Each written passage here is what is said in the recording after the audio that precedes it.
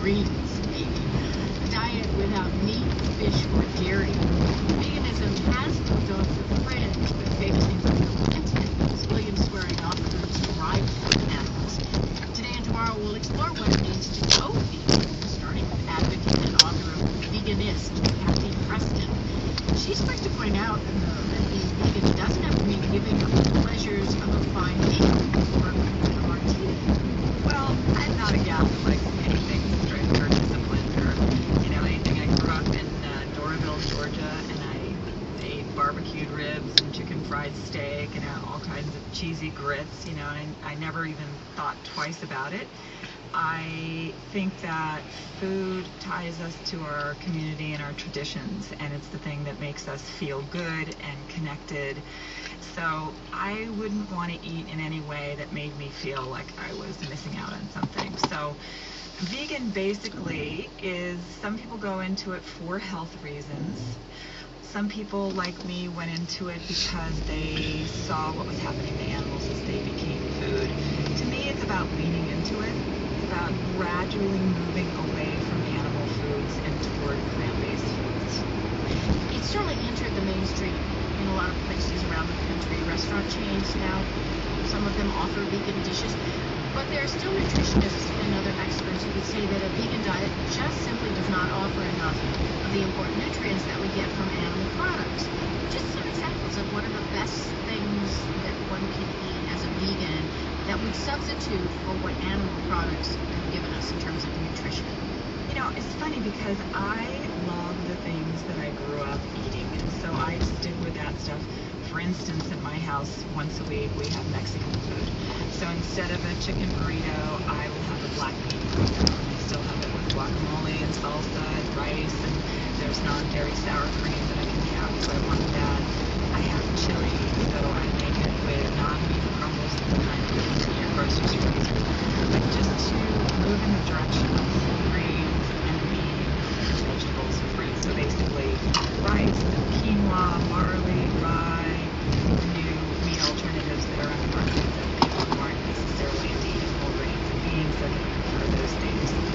You have written that you are among many vegans who have been as getting say eggs to the table can involve problems with the environment, animal cruelty. Why not just buy from an organic local farm? Certainly an organic, family-owned local farm is better. A lot of people don't have access to that. Besides, you bring up organic, and I think that's a really good point. There's not enough acreage in the world to supply our kind of appetite. There just isn't. The only answer really is to decrease our consumption of meat. For me, one of the statistics that jumps out is how much grain or food it takes to come up with just 1 pound of steak. It would be about 1 pound of steak, 20 pounds of food. Exactly. Well, it takes many more times the resources to grow the feed, to ship the feed to the farmers, to operate the huge farms, to slaughter the animals, to refrigerate the carcasses, to ship the carcasses, all of that stuff. It takes exponentially less resource intensive to eat the grains and soy directly. And on average, it takes more than 10 times as much fossil fuel also to make 1 calorie of animal protein as it does to make 1 calorie of plant protein. Your latest book is called Clean, and you've been mentioning leaning into veganism. So you are reasonably open about how people approach this, and I'm wondering if you think that a meatless Monday, or even like a meat only on Sunday sort of way of going at it, does that have value in your opinion? Or does one really have to, at some point, get to being a vegan? No, I think it's all about leaning in. That's the way I did it. I certainly didn't do anything overnight. I would never recommend that. I mean, I have a 2% rule myself, and that is if there's 2% of some animal product in a food, I'm not going to make myself insane. Like, I'm not going to grill the waiter and say, are you sure there's no eggs in that pasta? I'm going to do the best that I can. And check this out. If every American had one meat-free day per week, it would be the same as taking 8 million cars off American roads in a year. Could you offer a favorite dish or a favorite meat substitute that anyone, just about anywhere, can find, prepare, and enjoy? Well, I'm going to stick with the basics here. Beans and legumes, you can find them anywhere, and it's pennies per meal. My favorite meal is I'll make like and freeze. But I'm also a big fan of meat alternatives. So I can still have my chicken and mashed potatoes and green beans, but I just have a plant-based thing. And I make my mashed potatoes with soy or almond milk. All that stuff is, to me, really comforting. I want my comfort food. Have Preston's sources for our vegan diet. Thank you very much for joining us. Thank you so much for having me.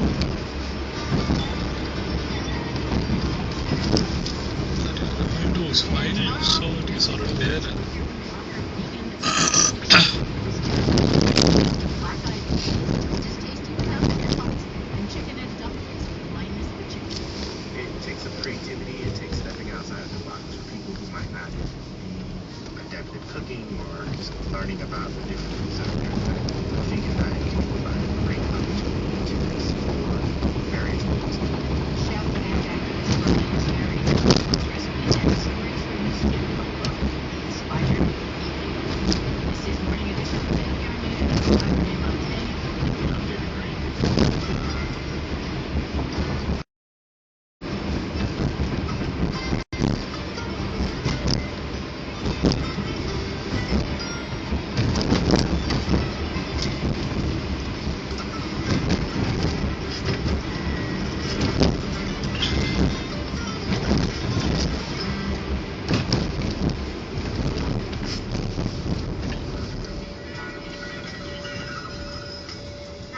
WUWM is supported by Half Price Books, celebrating a shopping event Wednesday, December 26th through Sunday, December 30th, for a selection of new and used books, music, movies, and more. More information is available at htv.com.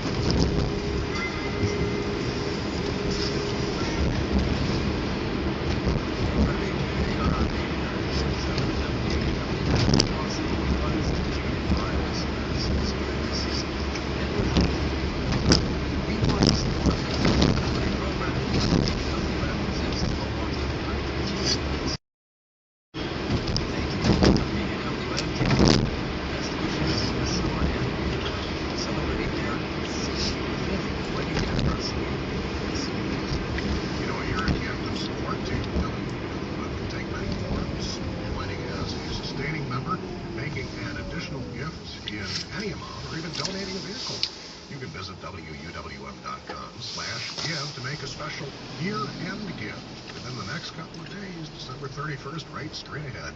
And a special thank you for helping WUWM close out 2012 financially strong. Thanks a lot.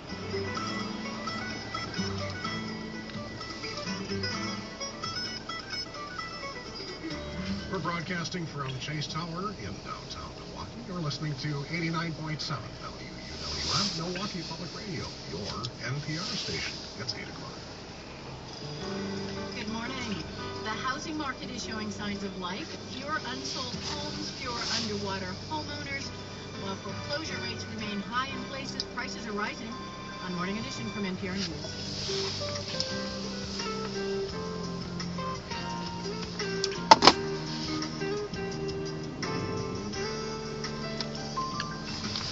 This hour will report on the changing music industry where fewer and fewer people are actually buying music. I'm Renee Montaigne. I'm David Green, and what do you think? Too early for a cocktail? Well, maybe just a Good. Author Leslie Bloom loves cocktail culture, and she'll share some favorites. Plus, we'll also talk about the old Mayan calendar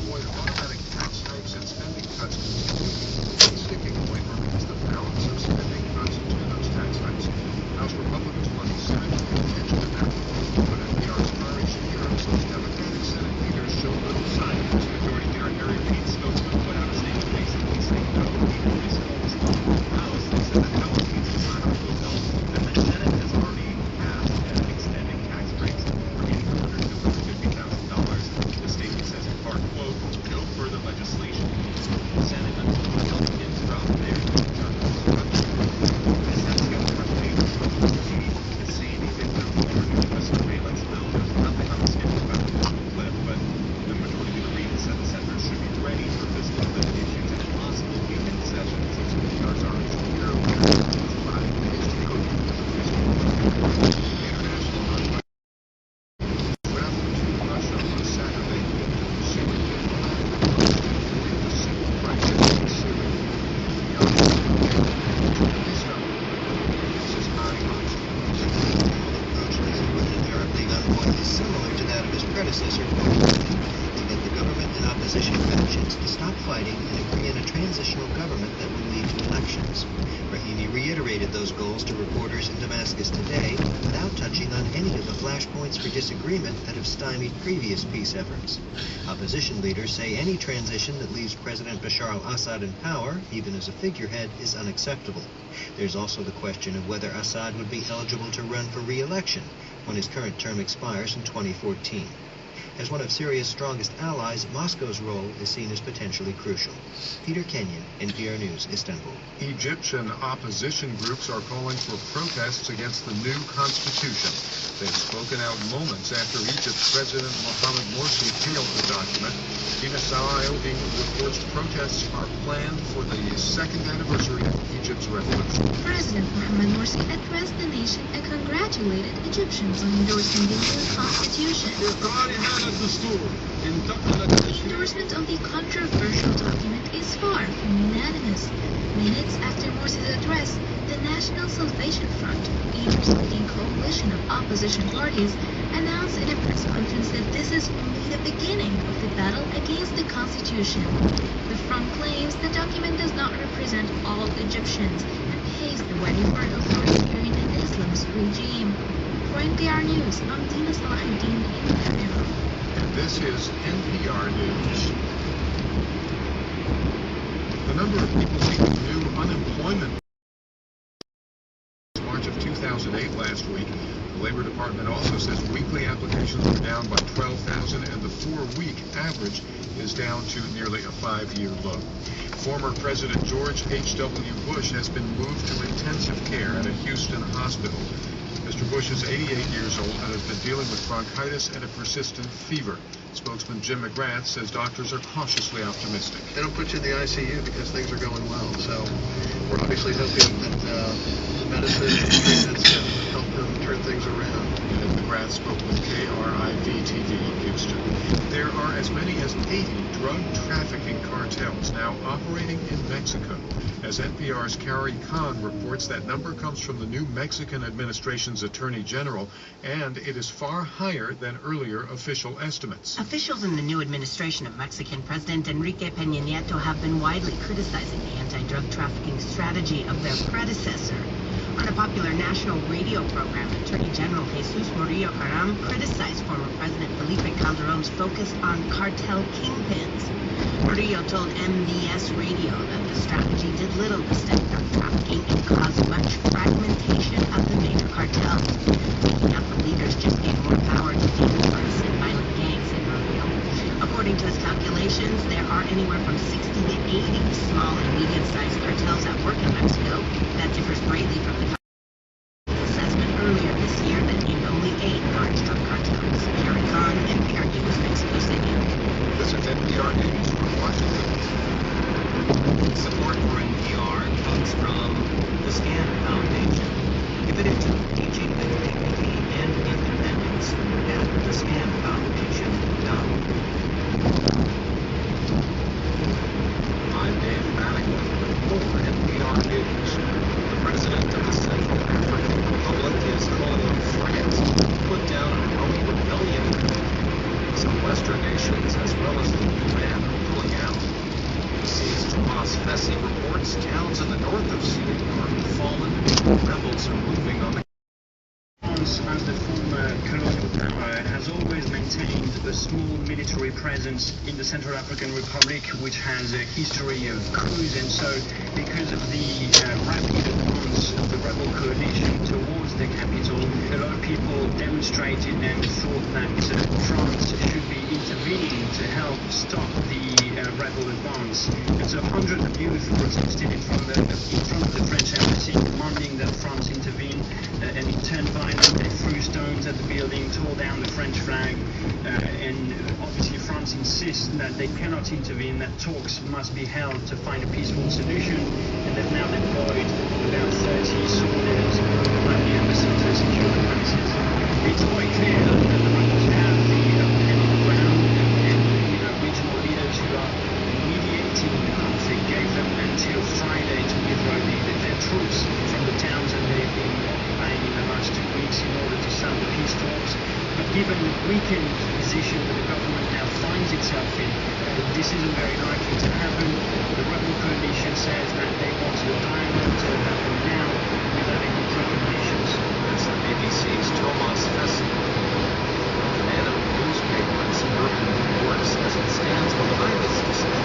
Published the names of aggressives, governments. It follows the deadly shootings at a Connecticut elementary school. Colby Hamilton of member station WNYC reports the move has prompted criticism from readers and politicians. Journal News publisher Janet Hassan says she knew the decision would be controversial, but she defends the move, saying the recent shootings in Newtown, Connecticut make it important to know who is licensed to carry in the community. The newspaper published the interactive map on Saturday. The decision has been criticized as irresponsible and an invasion of privacy. NPR News, I'm Colby Hamilton in New York. NBC's Christmas Eve airing of the holiday classic It's a Wonderful Life swept the TV ratings for that day. NPR's Netta Ullamy reports more than 5.5 million viewers tuned in. That's the largest audience the movie has seen in 7 years. It's a Wonderful Life ranked #1 for total viewership for the night among all major broadcast networks. The movie, from 1946, stars Jimmy Stewart as a man on the brink of suicide, shot by a guardian angel George, you really had a wonderful life. Don't you see what a mistake it would be to throw away? A movie about homeless Jules and her family, released by Michael Moore, for a deeply negative portrayal of the banking industry, and a number of reasons to make It's a Wonderful Life resonate so movie in 2012. Janet Ullamy, NPR News. No word yet on what sparked a deadly house fire in Oklahoma City. A mother and her 4 children were killed. I'm Dave Mattingly, NPR News in Washington.